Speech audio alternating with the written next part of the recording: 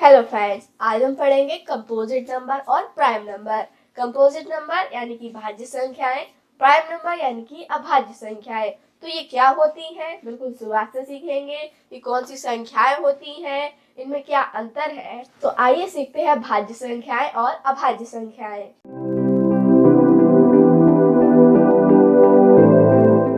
अब देखिए, सबसे पहले हम सीखते हैं कि कंपोजिट नंबर क्या होता है। कंपोजिट नंबर को हम हिंदी में बोल सकते हैं भाज्य संख्याएं।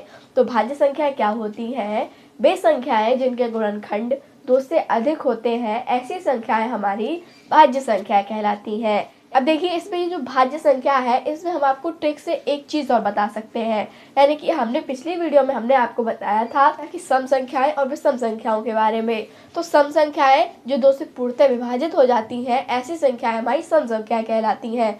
तो सम संख्याएं जितनी भी हमारी काउंटिंग में सम संख्याएं आती हैं, वो सभी सम संख्याएं हमारी भाज्य संख्याएं होती हैं। ऐसी कोई भी सम संख्या नहीं है जो हमारी भाज्य संख्या ना हो, क्योंकि सम संख्याएं हमारी वही होती हैं जिनके लास्ट में 2, 4, 6, 8, 0 आएंगे, और जिनके लास्ट में 2, 4, 6, 8, 0 आएंगे, ऐसी संख्या हमारी 2 से विभाजित हो जाएंगी। और 2 से विभाजित हो जाएंगी तो इनके 2 से ज़्यादा गुणनखंड आ जाएंगे। तो 2 से ज़्यादा गुणनखंड का मतलब यहाँ पर ये है कि जैसे हमने उदाहरण ले लिया 77, 7, क्या ये हमारी भाज्य संख्या है? कैसे पता लगाएंगे? हम देख लेंगे यहाँ पर जो 77 लिखा हुआ है, ये 77 हमारी खुद से भी भाग हो जाएगी, यानी कि 77 का भाग 77 में चला जाएगा, यानी कि एक गुणनखंड हो गया। उसके बाद 77 हमारा 1 से विभाजित हो जाएगा। कोई भी संख्या हो हमारी 1 से विभाजित हो जाती है, यानी कि 1 से हम किसी संख्या को डिवाइड करेंगे तो उसका आंसर हमारा उतना ही आएगा जितनी हमारी संख्या है। यानी कि यहाँ पर हमने 77 को भाग किया है तो हमारा आंसर 77 आया है। तो इसके कितने गुणनखंड हो गए? 2 गुणनखंड हो गए, पहला 77 और दूसरा 1। अब इसके अलावा हम ये भी देख सकते हैं कि जो 77 है वो हमारा 11 से विभाजित हो जाता है, क्योंकि 11 सत्ते 77 होते हैं, तो 11 से भी विभाजित हो जाएगा। तो अब इसके गुणनखंड कितने हो गए?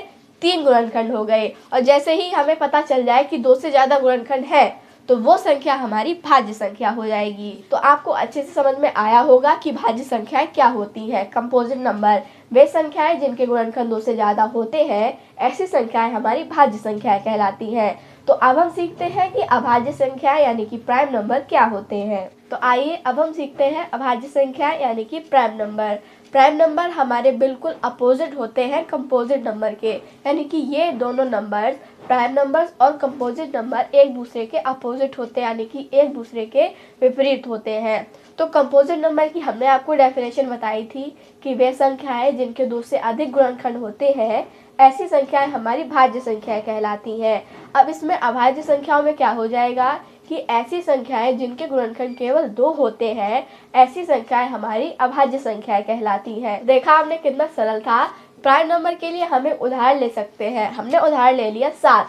7 को हम जब फैक्टर निकालेंगे, 7 के गुणनखंड निकालेंगे, तो इसके गुणनखंड केवल 2 ही आएंगे। कौन कौन से? एक तो वो खुद का 7, यानी कि 7 हमारा 7 से विभाजित हो जाएगा, एक आंसर आएगा, तो 7 के हमारा फैक्टर हो जाएगा 7, यानी कि एक फैक्टर हो गया, एक गुणनखंड हो गया, दूसरा गुणनखंड हो जाएगा 1। कोई भी संख्या हो जाती है वो हमारी 1 से विभाजित जरूर हो जाती है, तो ऐसी कोई संख्या नहीं है जो 1 से विभाजित ना हो सके। तो जो 7 है ना, वो उसके केवल 2 गुणनखंड होते हैं, एक तो खुद का यानी कि 7 और 1। तो इसके 2 गुणनखंड होते हैं। तो हमने आपको डेफिनेशन में बताया है कि वे संख्याएं जिनके केवल 2 ही गुणनखंड होते हैं, ऐसी संख्याएं हमारी प्राइम नंबर कहलाती है, यानी कि अभाज्य संख्याएं कहलाती हैं। तो आपको अच्छे से समझ में आया होगा। कंपोजिट नंबर यानी कि भाज्य संख्याएं वे संख्याएं जिनके 2 से अधिक गुणनखंड होते हैं, ऐसी संख्याएं हमारी कंपोजिट नंबर कहलाती हैं। और वे संख्याएं जिनके 2 ही गुणनखंड होते हैं, ऐसी संख्याएं हमारी प्राइम नंबर कहलाती है, यानी कि अभाज्य संख्या कहलाती है। तो उम्मीद करती हूँ कि आपको ये दोनों टॉपिक समझ में जरूर आए होंगे। तो अब हम कुछ संख्याएं लिखते हैं और देखते हैं क्या ये संख्याएं कंपोजिट है या प्राइम है, भाज्य है या अभाज्य है। तो आइए देखते हैं कुछ संख्याओं को उदाहरण के माध्यम से। तो यहाँ पर आप देख सकते हैं हमने कुछ संख्याएं लिखी हुई हैं। तो आइए देखते हैं, इन संख्याओं को पता लगाते हैं क्या ये संख्याएं भाज्य संख्याएं हैं या अभाज्य संख्याएं हैं। तो सबसे पहले आप देखिए, सबसे पहली संख्या है हमारी 81। 81 हम देखेंगे तो 81 के 2 फैक्टर तो नॉर्मल ही हो जाते हैं। हमने आपको बताया था एक फैक्टर होता है हमारा 1 और दूसरा होता है खुद का ही वही संख्या, तो इसके 2 फैक्टर तो हो ही जाएंगे। अब इसके बाद हम देखते हैं क्या और भी फैक्टर इसके बन सकते हैं। तो 2 से देखेंगे क्या ये संख्या 2 से विभाजित हो जाएगी। तो हम देख सकते हैं यहाँ पर ये संख्या 2 से विभाजित नहीं होगी, क्योंकि इसके लास्ट में ऐसी कोई सी संख्या नहीं है जो 2 से विभाजित हो सके। उसके बाद हम देखते हैं कि ये 3 से विभाजित हो जाएगी। तो हम देखेंगे यहाँ पर लिखा हुआ है 8 और 1। तो जब 8 और 1 को जोड़ेंगे तो हमारा आंसर आएगा 9, यानी कि अंकों का योग करेंगे और जो योग आएगा उसमें अगर 3 का भाग चला जाएगा तो ये संख्या भी हमारी 3 से विभाजित हो जाएगी। तो यहाँ पर हम देखेंगे हमारा 81 लिखा हुआ है, तो इसका योग आएगा 9। तो 9 हमारे 3 से विभाजित हो जाता है, तो ये संख्या भी हमारी 3 से विभाजित हो जाएगी। तो ये संख्या हमारी 3 से विभाजित हो जाएगी, तो इसके फैक्टर हमारे 2 से ज्यादा हो जाएंगे। एक फैक्टर हमारा हो गया 1, दूसरा हमारा ये खुद का 81 और तीसरा हमारा 3 हो गया। तो इसके 3 फैक्टर हो गए हैं ना। तो 3 इसके गुणनखंड जब हो चुके हैं तो ये संख्या हमारी कंपोजिट नंबर हो जाएगी, यानी कि भाज्य संख्या हो जाएगी, क्योंकि इसके 2 से ज्यादा गुणनखंड है। उसके बाद अब हम अगला देखेंगे। तो अगला हमारा लिखा हुआ है 71। क्या 71 हमारा विभाजित हो जाएगा किस संख्या से? तो 71 के हमारे 2 गुणनखंड तो नॉर्मली होते हैं। हर संख्या के 2 गुणनखंड होते हैं, एक होता है 1 और दूसरा होता है वह संख्या खुद ही। तो इसके 2 फैक्टर तो हमारे निश्चित है। इसके बाद क्या ये और कोई संख्या है जिससे ये विभाजित हो जाएगी? तो 71 जो है हमारा अभाज्य संख्या होती है, ये प्राइम नंबर होती है। इसके केवल 2 ही फैक्टर होते हैं, 2 से ज्यादा गुणनखंड इसके नहीं हो पाएंगे। तो ये संख्या जो है ये हमारी अभाज्य संख्या बन जाएगी। तो 71 जो है ये हमारी अभाज्य संख्या हो गई। उसके बाद अगला देखेंगे। तो अगला हमारा लिखा हुआ है 435। क्या 435 हमारी भाज्य संख्या है या अभाज्य संख्या है? तो इसके 2 फैक्टर तो हमें पता है, ये खुद और 1। तो 2 के अलावा हम देखेंगे क्या ये संख्या हमारी 2 से विभाजित हो जाती है? तो इस संख्या के लास्ट में आया हुआ है 5। तो 5 हमारा 2 से विभाजित नहीं होता है, तो 2 भी, तो ये पूरी संख्या भी हमारी 2 से विभाजित नहीं होगी। तो 2 से विभाजित नहीं होगी। फिर हम देखेंगे क्या ये संख्या 3 से विभाजित हो जाती है? तो 5 और 3 8 और 8 और 4 12। तो 12 हमारे 3 से विभाजित हो जाता है, और जब 3 से विभाजित हो जाता है इसके फैक्टर 3 से ज्यादा आ गए हैं, तो ये संख्या भी हमारी भाज्य संख्या हो जाएगी। तो 435 हमारी भाज्य संख्या हो गई। उसके बाद अगला देखते हैं। तो हमारा है 103। क्या 103 भाज्य संख्या है या अभाज्य संख्या है? तो 103 के 2 फैक्टर तो हमें पता है, एक है 103 और दूसरा है 1। इसके अलावा हम देखेंगे क्या ये 2 से विभाजित होगी? इसके लास्ट में 3 आया हुआ है, तो ये हमारी 2 से विभाजित नहीं होगी। उसके अलावा हम देखेंगे क्या ये 3 से विभाजित है? तो इसके जो अंक है 3 और 1, 0 का तो कोई मतलब नहीं होता है। 0 में अगर संख्या को जोड़ेंगे तो हमारा उतना ही मान आएगा जितनी हमारी दूसरी संख्या होती है। तो 3 को हम 1 में जोड़ेंगे तो 4 आएगा। तो 4 जो है वो हमारा 3 से विभाजित नहीं हो पाता है, तो ये संख्या भी हमारी 3 से विभाजित नहीं होगी। 3 के बाद हम देखेंगे 4। तो 4 से हमारी वही संख्या केवल विभाजित हो पाती है जो संख्या हमारी 2 से विभाजित हो जाती है। तो यह संख्या 2 से विभाजित नहीं है, इसका मतलब ये हमारी 4 से भी विभाजित नहीं है। हम देखेंगे 5। क्या ये संख्या 5 से विभाजित है? तो यहाँ पर इसके लास्ट में ना 0 आया हुआ है ना 5 आया हुआ है, इसका मतलब ये संख्या हमारी अभाज्य संख्या है। इसके केवल 2 ही गुणनखंड है, इसलिए ये संख्या हमारी अभाज्य संख्या हो गई। तो 103 जो है ये हमारी अभाज्य संख्या हो गई। उसके बाद हम देखते हैं 19। क्या 19 हमारी भाज्य संख्या है या अभाज्य संख्या है?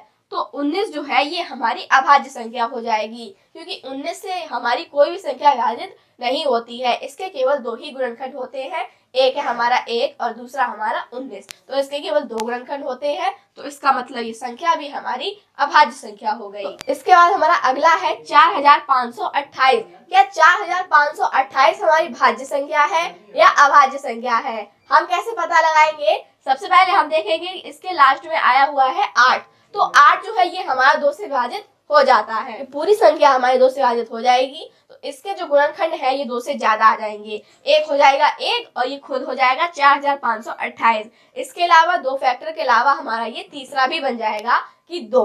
तो इसके 3 फैक्टर आ चुके हैं, यानी कि 2 से ज्यादा है, तो ये संख्या भी हमारी भाज्य संख्या हो जाएगी। तो देखा आपने कितना सरल था।